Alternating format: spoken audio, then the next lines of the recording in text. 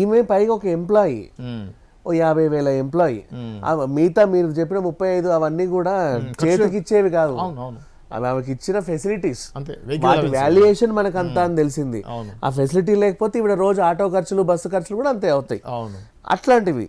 So ఈమెకు 50,000తో బ్రతికేది. I కట్టింగ్లు పోని ఎంతో కొంత వస్తాయి.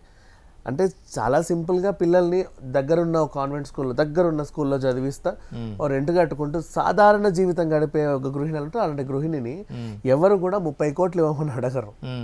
అడిగాడు అంటేనే సంథింగ్ ఉంది అని. ఆ సంథింగ్ నీకు నిజంగా విజయసాయి రెడ్డా కాదా అనేది బయటపడాలి. రెండోది, నువ్వు సుభాష్ అని అంటున్నావు, ఆ సుభాష్తో నువ్వు ఉన్నా కూడా అంత వాల్యుయేషన్. సుభాష్ నేను హెలికాప్టర్లో తిప్పట్ల, రోల్స్ రాయిస్ కార్లలో తిప్పట్ల, 80 లక్షల ఖరీదు హ్యాండ్ బ్యాగ్, 50 లక్షల ఖరీదు వాచ్, కనీసం 25-40 లక్షల సన్ గ్లాసెస్ వేసుకొని నువ్వు తిరుగుతున్నావు.